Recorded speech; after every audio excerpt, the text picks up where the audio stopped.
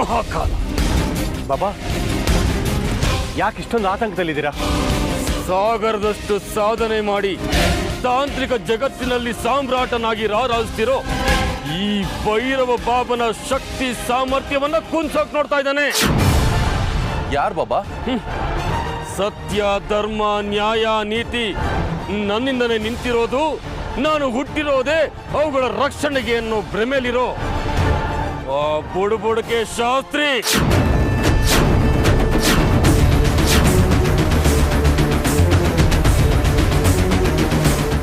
ನಾನು ಕೋಪದಲ್ಲಿ ಜಮದಗ್ನಿ, ಸೇಡಿನಲ್ಲಿ ಶಕುನಿ, ದ್ವೇಷದಲ್ಲಿ ದುರ್ಯೋಧನ ಅನ್ನೋದು ಆ ಮೂಗಿಡ್ದು ಸಾತ್ವಿಕ ಮಂತ್ರ ಹೇಳೋ ಮೂರ್ಖ ಶಾಸ್ತ್ರಿಗೆ ಗೊತ್ತಿಲ್ಲ ಅನ್ಸುತ್ತೆ.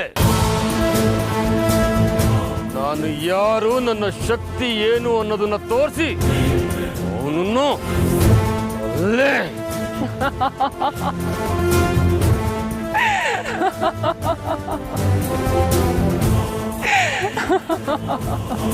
ಊರ್ಮಿಳಾ, ನಿನ್ನ ವ್ಯಂಗ್ಯ ನಗುವಿನ ಅರ್ಥವೇನು? ನಿಮ್ಮ ನಡೆ ನುಡಿ, ನಿಮ್ಮ ವರ್ತನೆ ನೋಡ್ತಾ ಇದ್ರೆ ನನಗ್ ನಗು ಬರ್ತಾ ಇದೆ. ಮೂರ್ಖ ಅಪ್ಸರ ಸ್ತ್ರೀ, ಆವೇಶದ ಅಗ್ನಿ ನನ್ನ ಮನಸ್ಸನ್ನ ಒಡಲನ್ನ ಸುಡ್ತಾ ಇದೆ. ಅದಕ್ಕೆ ತುಪ್ಪ ಸುರಿಯೋ ಕೆಲಸ ಮಾಡಬೇಡ. ಆ ರೀತಿ ಉದ್ದಟತನ ತೋರಿದ್ರೆ ಇಲ್ಲೇ ಸುಟ್ಟು ಬೂದಿ ಮಾಡಿಬಿಡ್ತೀನಿ. ನೀವು ಕಣ್ಬಿಟ್ಟಿದ ತಕ್ಷಣ ಉರಿದೋಗೋದಕ್ಕೆ ನಾನು ಶುಕ ಪಕ್ಷಿನೂ ಅಲ್ಲ, ನೀವು ಕೌಶಿಕ ಮಹಾಮುನಿನೂ ಅಲ್ಲ, ತಿಳ್ಕೊಳ್ಳಿ.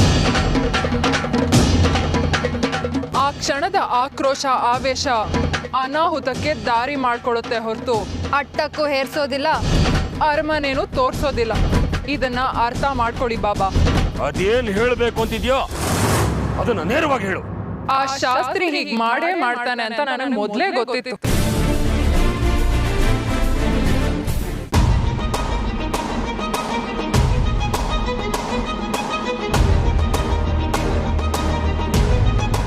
ರಾಕೇಶ್ ಅವರೇ,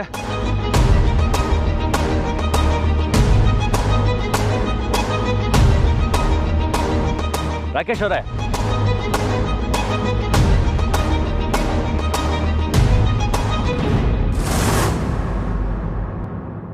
ರಾಕೇಶ್ ಅವರೇ,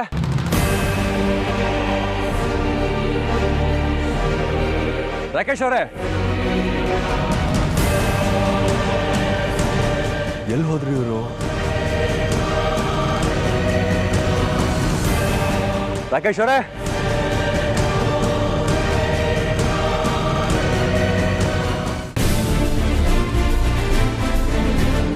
ಆದ್ರೆ ನೀವು ತುಂಬಾ ಆತ್ಮವಿಶ್ವಾಸದಲ್ಲಿದ್ರಲ್ಲ, ಅದಕ್ಕೆ ನಾನು ಸುಮ್ಮನಿದ್ದೆ. ನೀವು ಅದೇನ್ ಮಾಡ್ತಿರೋ ಮಾಡ್ಲಿ ಅಂತ. ನಾಗಮಣಿ ಪಡ್ಕೊಳ್ಳೋ ಪ್ರತಿ ಹಂತದಲ್ಲಿ ನಾನು ಸೋತಿದ್ದೀನಿ ಅಂತ ಈ ರೀತಿ ಹಂಗಿಸಿ ಮಾತಾಡ್ತಿದ್ಯಾ? ಈ ಪ್ರಯತ್ನದಲ್ಲಿ ನಾನು ಸೋಲೋದಿಲ್ಲ. ಅರ್ಜುನ್ ದೇಹದಿಂದ ನಾಗಮಣಿನ ತೆಗಿತೀನಿ. ಬಾಬಾ, ನೀವು ಇದನ್ನ ಹೇಳ್ತಾನೆ ಇದ್ದೀರಾ, ನಾವು ಕೇಳ್ತಾನೆ ಇದ್ದೀವಿ. ಅದೇನೋ ಹೇಳ್ತಾರಲ್ಲ, ಕಾಗೇನೋ ಹಾರ್ಲಿಲ್ಲ, ಕೊಂಬೇನೂ ಮುರಿಲಿಲ್ಲ ಅಂತ. ಹಾಗಾಯ್ತು ನಿಮ್ ಕತೆ. ಮೂರ್ಖ, ನಿನಗೆ ಎಷ್ಟು ಸಲ ನಾನು ಜೀವ ಭಿಕ್ಷೆ ನೀಡಿದ್ದೀನಿ. ನನ್ನ ಋಣದಲ್ಲಿ ಇದ್ದು ನನ್ನನ್ನೇ ಹಂಗಿಸಿ ಮಾತಾಡುವಷ್ಟು ಸೊಕ್ಕೆ ನಿನಗೆ. ಮತ್ತೊಮ್ಮೆ ನನ್ನ ದಂಡದ ರುಚಿ ನೋಡ್ತೀಯಾ? ಬಾಬಾ, ಅವನ ಪರವಾಗಿ ನಾನು ನಿಮ್ಮನ್ನು ಕ್ಷಮೆ ಕೇಳ್ತೀನಿ. ಕತ್ತೆ ತಪ್ಪು ಮಾಡಿ ಕುದುರೆ ಕ್ಷಮೆ ಕೇಳಿದ್ರೆ ಆಗುತ್ತಾ? ಕ್ಷಮಿಸಿ ಬಾಬಾ. ಯಾವತ್ತೂ ವಿನಯ ವಿಧೇಯತೆನೇ ಕಾಪಾಡೋದು.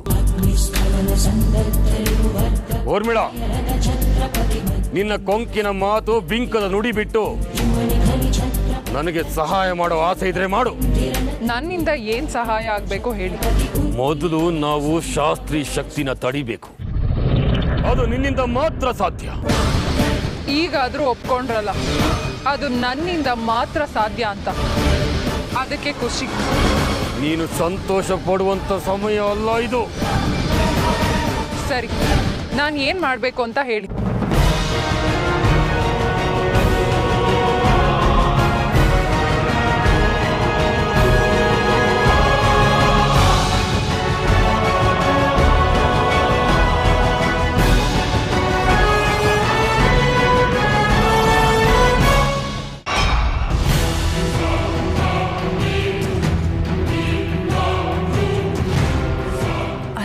ಎಲ್ಲಿ ಹೋಗಿದ್ರಿ?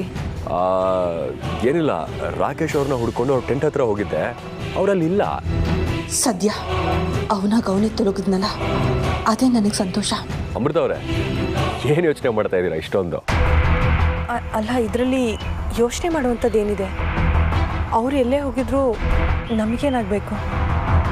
ಅವರೆಲ್ಲೇ ಹೋಗಿದ್ರು ವಾಪಸ್ ಬರ್ತಾರೆ. ಹೌದಲ್ಲ, ನೀವು ಹೇಳ್ತಿರೋದು ಸರಿನೇ.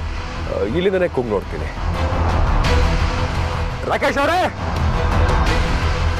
ರಾಕೇಶ್ ಅವರೇ! ಇದೇ ಸಮಯನ ಉಪಯೋಗಿಸ್ಕೊಂಡು ಅವನ ಬಿಡಾರದಲ್ಲಿರೋ ನಾಗಮಣಿ ದರ್ಪಣನ ಎತ್ಕೋಬೇಕು. ಅರ್ಜುನರೇ, ಒಂದು ನಿಮಿಷ ಬಂದೆ.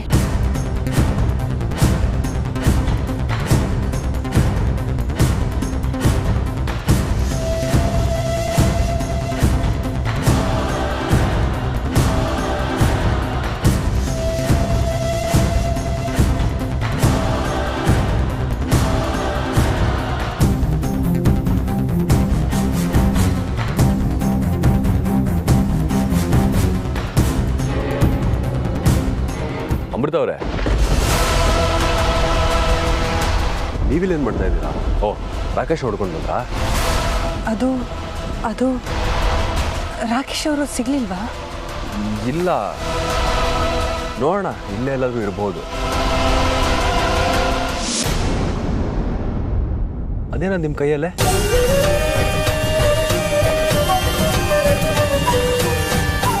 ಅದು ಅರ್ಜುನವರೇ, ಇದು ರಾಕೇಶ್ ಅವ್ರದ್ದು ನಾಗಮಣಿ ದರ್ಪಣ ಅಂತ. ಓ, ಕೊಡಿ ನೋಡೋಣ.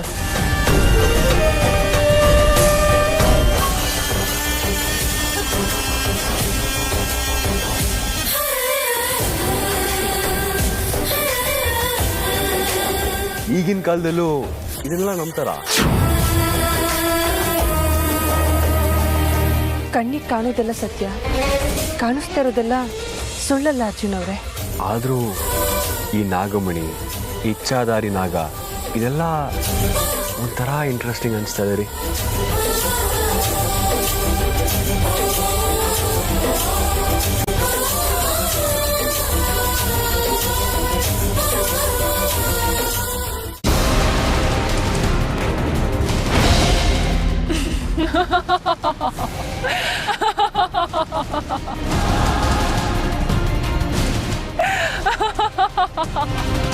ಊರ್ಮಿಳಾ, ಯಾಕಿ ನಗುವಿನ ಅಟ್ಟಹಾಸ? ಸಂತೋಷಕ್ಕೆ. ಇಷ್ಟು ಸಂತೋಷ ಪಡೋದಕ್ಕೆ ನೀನೇನಂತದ್ದು ಗನಂದಾರಿ ಕೆಲಸ ಸಾಧಿಸಿರೋದು? ನೀವು ನಿಮ್ಮ ಬಾಬಾ ಇಷ್ಟು ದಿವಸ ಸಾಧಿಸಕ್ಕಾಗದೆ ಇರೋ ಗನಂದಾರಿ ಕೆಲಸನ ನಾನ್ ಸಾಧಿಸಿದೀನಿ. ಅದಕ್ಕೆ. ಓಹೋ, ಏನದು ಅಂತ ಮಹಾ ಕಾರ್ಯ ನೀನು ಸಾಧಿಸ್ ಬಂದಿರೋದು? ನಿಮ್ಮ ಕಾರ್ಯ ಸಾಧನೆಗೆ ಅಡ್ಡ ಬರ್ತಾ ಇದ್ದಿದ್ದು ಯಾವುದು? ಇನ್ಯಾವುದು? ಆ ಶಾಸ್ತ್ರೀಯ ಮಂತ್ರೋಚ್ಚಾರಣೆ. ಆ ಮಂತ್ರನ ಅವನು ಮತ್ತೆ ಪಠಿಸ್ದೇ ಇರೋ ತರ ಅವನ ಬಾಯನ್ನ ಮುಚ್ಚಿಸಿದೀನಿ. ಈಗ ನೀವು ಈ ಕಾನಿಷ್ಕನ್ನ ಅರ್ಜುನ್ ಹತ್ರ ಕಳಿಸಿ. ಕಾನಿಷ್ಕ, ಈಗ ನೀನು ಧೈರ್ಯವಾಗಿ ಅರ್ಜುನ್ ಹತ್ರ ಹೋಗಿ ಅವನ ಬೆನ್ನನ್ನು ಬಗೆದು ನಾಗಮಣಿಯನ್ನ ತೆಗಿಬಹುದು. ಹೋಗು ಕಾನಿಷ್ಕ, ಹೋಗು. ಕಾನಿಷ್ಕ, ನೀನು ಹೋಗಿ ಅರ್ಜುನ್ ಬೆನ್ನನ್ನ ಬಗೆಯೋದಕ್ಕೆ ಅಷ್ಟು ಸುಲಭವಾಗಿ ಆಗೋದಿಲ್ಲ. ಬಾಬಾ, ಆ ಶಾಸ್ತ್ರಗಳಿಗೆ ಮಂತ್ರೋಪಚಾರಣೆ ಮಾಡೋದಕ್ಕಾಗೋದಿಲ್ಲ. ಅಂಥದ್ರಲ್ಲಿ ನಾಗಮಣಿನ ಹೊರಗೆ ತೆಗೆದಕ್ಕೆ ಏನ್ ಕಷ್ಟ?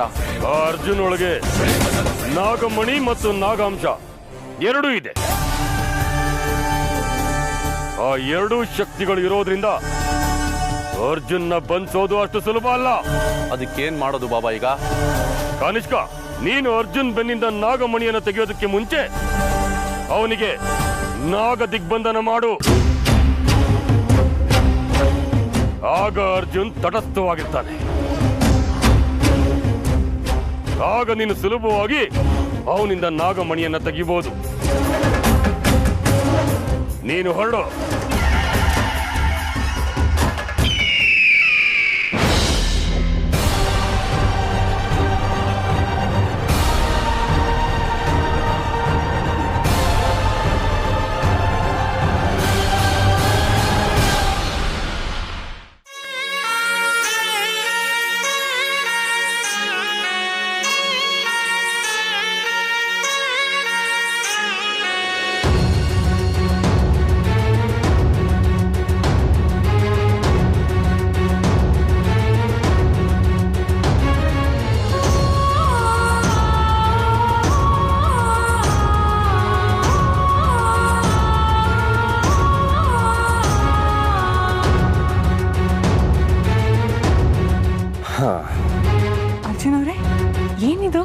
ನೋಡಿ ಅಮೃತ ಅವರೇ, ಕಾಡೆಲ್ಲ ಸುತ್ತಾಡ್ಕೊಂಡ್ಬಂದು ಇಷ್ಟು ಹಣ್ಣು ತಗೊಂಬಂದಿದ್ದೀನಿ. ಇದೆ ನಮಗೆ ಊಟ. ರೀ, ನಾನು ಬೇಕಾದರೆ ಉಪವಾಸ ಇದ್ಬಿಡ್ತೀನಿ, ಆದರೆ ನೀವು ಉಪವಾಸ ಇರೋದನ್ನು ನನ್ನ ಕೈಲಿ ನೋಡೋದಕ್ಕಾಗಲ್ಲ. ಅರ್ಜುನ್ ಅವರೇ, ನೀವು ನನ್ನನ್ನು ಒಬ್ಬ ತಾಯಿ ಮಗುನ ನೋಡ್ಕೊಂಡು ಹಾಗೆ ನೋಡ್ಕೋತೀರಲ್ವಾ? ಅದೇನೋ ಗೊತ್ತಿಲ್ಲ ರೀ, ನೀವು ಯಾವಾಗಲೂ ಖುಷಿಯಾಗಿ ಸಂತೋಷವಾಗಿರಬೇಕು, ಅದೇ ನನ್ನ ಆಸೆ. ನನಗೂ ಅಷ್ಟೇ ಅರ್ಜುನ್ ಅವರೇ, ನೀವು ಯಾವಾಗಲೂ ಸಂತೋಷವಾಗಿ ನಗ್ನಗ್ತಾ ಇರಬೇಕು ಅನ್ನೋದೇ ನನ್ನ ಆಸೆ ಕೂಡ. ಒಂದು ನಿಮಿಷ ಬಂದೆ, ನೀವು ತಿಂತಾ ಇರಿ.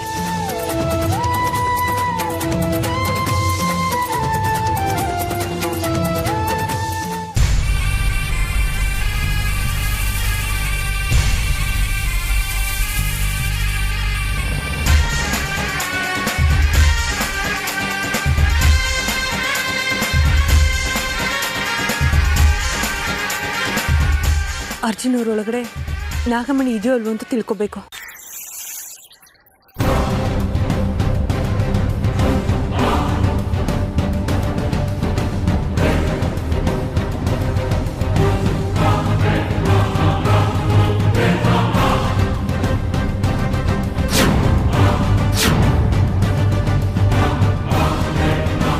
ಇದು ಅಸಲಿ ಗ್ರಂಥ ಅಲ್ಲ, ನಕಲಿ ಗ್ರಂಥ.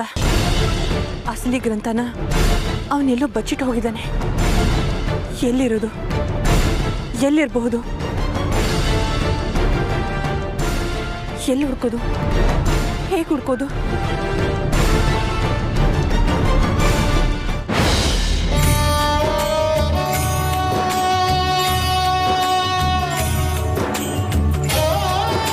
ಹೇ ಪರಮಾತ್ಮ, ಈ ಸ್ಥಿತಿನಲ್ಲಿ ನಾನು ಯಾವ ಮಂತ್ರನೂ ಹೇಳೋಕ್ಕಾಗೋದಿಲ್ಲ. ಅರ್ಜುನ್ನ, ಅಮೃತನ ನೀನೇ ಕಾಪಾಡು ತಂದೆ.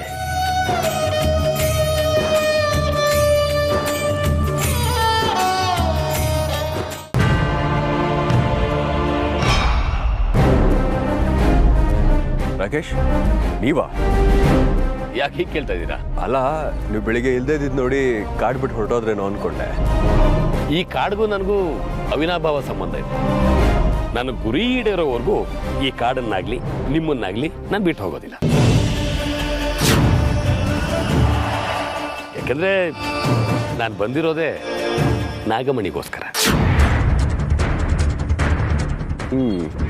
ಇದೇನು ರಾಕೇಶ್, ಒಳ್ಳೆ ನಾಗಮಣಿ ನನ್ನ ಹತ್ರನೇ ಇರೋ ಥರ ಹೇಳ್ತಾ ಇದ್ದೀರಾ? ನೀನ್ಯಾಕೆ ಹೀಗೆ ಅನ್ಕೋತಾ ಇದೀಯಾ? ನೋಡು, ನಾಗಮಣಿ ಮತ್ತು ಇಚ್ಛಾಧಾರಿ ನಾಗಿಣಿ ಇದೇ ಕಾಡಲ್ಲಿದೆ ಅಂತ ನನ್ನ ರಿಸರ್ಚ್ ಹೇಳ್ತಾ ಇದೆ. ಅಷ್ಟೊಂದು ನಿಖರವಾಗಿ ಗೊತ್ತಾಗುತ್ತಾ ನಿಮ್ಮ ರಿಸರ್ಚಿಂದ? ಬೇಕಾದ್ರೆ ನೀವು ಕೂಡ ನಾಗಮಣಿನ ನೋಡ್ಬೋದು. ಈ ರಾಕೇಶ್ ಏನೇನೋ ಹೇಳಿ ಅರ್ಜುನ್ ಅವ್ರನ್ನ ದಾರಿ ತಪ್ಪಿಸ್ತಾ ಇದ್ದಾನೆ. ಇದನ್ನ ನಾನು ತಡಿಬೇಕು. ನೋಡಿ, ನೀವು ಅವ್ರಿಗೆ ಯಾವ ನಾಗಮಣಿ ತೋರಿಸೋ ಅವಶ್ಯಕತೆನೂ ಇಲ್ಲ. ಅರೆ, ನನ್ನ ಮಾತಿನ ಮೇಲೆ ನಂಬಿಕೆ ಇಲ್ವಾ? ಯಾರನ್ನು ಸುಲಭವಾಗಿ ನಂಬಾರ್ದು ಅನ್ನೋದನ್ನ ಜೀವನ ನನಗೆ ಕಲಿಸಿದೆ. ಅಲ್ಲ, ನೀವು ಈ ರೀತಿ ಹಿಂಜರಿದ್ರೆ ಈ ಪ್ರಕೃತಿಲಿರೋ ಸಂತೋಷನ ಅನುಭವಿಸೋಕ್ಕಾಗಲ್ಲ. ನೋಡಿ, ನೀವು ಬೇಕು ಅಂದ್ರೆ ನಾನು ಈಗಲೇ ನಾಗಮಣಿನ ತೋರಿಸ್ತೀನಿ. ನಿಜವಾಗ್ಲೂ? ಹೌದು. ಇಷ್ಟಕ್ಕೂ ನಾಗಮಣಿ ಎಲ್ಲಿದೆ? ಇಲ್ಲೇ ಪಕ್ಕದಲ್ಲಿರೋ ಹುದ್ದಲ್ಲಿದೆ. ಅದ್ರ ಬೆಳಕು ತುಂಬಾ ದೂರ ಕಾಣಿಸುತ್ತೆ. ನೀವು ಹೇಳ್ತಿರೋದು ನಂಬೋದಕ್ಕೆ ಆಗ್ತಾ ಇಲ್ಲ ರೀ. ನಂಬಲೇಬೇಕು. ಪ್ರಕೃತಿಯಲ್ಲಿ ಇಂಥ ನಿಗೂಢ ಸತ್ಯಗಳು ಎಷ್ಟೋ ಇವೆ, ಅದು ನನಗೂ ಗೊತ್ತಿಲ್ಲ. ರಾಕೇಶ್ ಅವರೇ, ನಡೀರಿ, ಹೋಗಿ ನಾಗಮಣಿ ಎಲ್ಲಿದೆ ಅಂತ ನೋಡೋಣ. ಬನ್ನಿ. ಅದು ಸಾಧ್ಯ ಇಲ್ಲ. ಯಾಕೆ ಹಾಗೆ ಹೇಳ್ತಾ ಇದ್ದೀರಾ? ನಿಮ್ಮ ಜೊತೆ ಅರ್ಜುನ್ ಅವ್ರೊಬ್ಬರನ್ನ ಕಳ್ಸೋದಕ್ಕೆ ನಾನು ಒಪ್ಪೋದಿಲ್ಲ. ಅಮೃತ ಅವರೇ, ಯಾಕೆ ಇಷ್ಟು ಹಠ ಮಾಡ್ತಾ ಇದ್ದೀರಾ? ಸರಿ, ನಮ್ಮ ಜೊತೆ ನೀವು ಬನ್ನಿ. ಬೇಡ, ಅವ್ರು ನಮ್ಮ ಜೊತೆ ಬರೋದು ಬೇಡ. ಯಾಕೆ? ಅದು ಹೆಣ್ಮಕ್ಳು ನಾಗಮಣಿ ನೋಡಿದ್ರೆ ನಾಗಗಳಿಗೆ ಕೋಪ ಬಂದು ಶಾಪ ಕೊಡ್ತಾವಂತೆ. ನೀವು ಸುಳ್ಳು ಹೇಳ್ತಾ ಇದ್ದೀರಾ. ನಾಗಮಣಿನ ಹೆಣ್ಮಕ್ಳು ನೋಡಿದ್ರೆ ನಾಗಗಳು ಯಾವ ಶಾಪನೂ ಕೊಡೋದಿಲ್ಲ, ಯಾವ ಕೋಪನೂ ಬರೋದಿಲ್ಲ. ಇಷ್ಟೊಂದು ನಿಖರವಾಗಿ ಹೇಗೆ ಹೇಳ್ತೀರಾ? ನಾಗವಂಶದ ಬಗ್ಗೆ ನಿಮ್ಗೇನು ಗೊತ್ತು?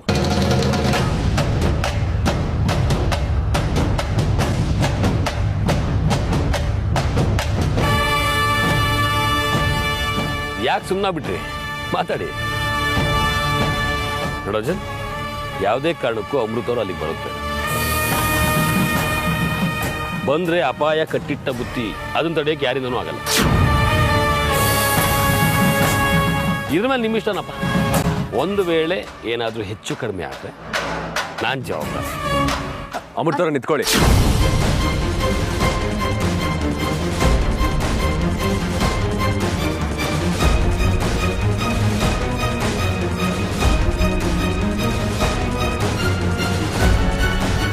ಅಮೃತವ್ರೆ, ಇದು ಲಕ್ಷ್ಮಣ ರೇಖೆ ಇದ್ದ ಹಾಗೆ. ನೀವೇನಾದ್ರೂ ಇದನ್ನ ದಾಟಿ ಬಂದ್ರೆ ನಮ್ಮ ಪ್ರೀತಿ ಮೇಲೆ ಆಣೆ.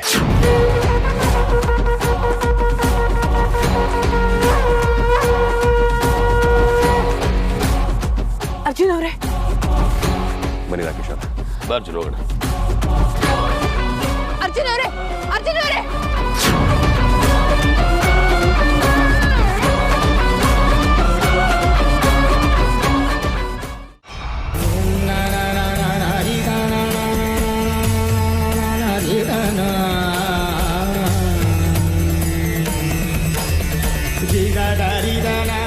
ಹೇ ಪರಮಾತ್ಮ, ದಿನ ನಿನ್ನ ಗುಣಗಾನ ಮಾಡಿ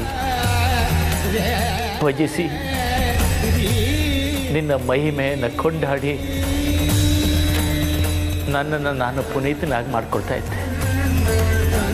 ಈಗ ಅದನ್ನು ಮಾಡೋ ಸ್ಥಿತಿನಲ್ಲಿ ನಾನಿಲ್ಲ ತಂದೆ. ನನಗೆ ನನ್ನ ಬಗ್ಗೆ ಚಿಂತೆ ಇಲ್ಲ. ಅರ್ಜುನನಿಗೇನು ತೊಂದರೆ ಆಗಬಾರ್ದು. ಅವನು ಕಾಪಾಡ್ತಂದೆ, ಅವನು ಕಾಪಾಡು.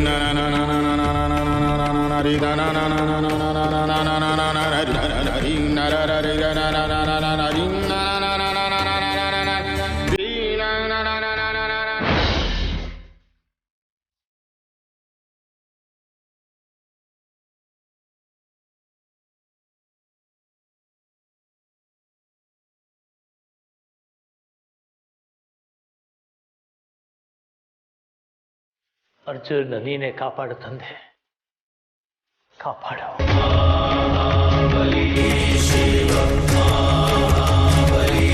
ಶಿವ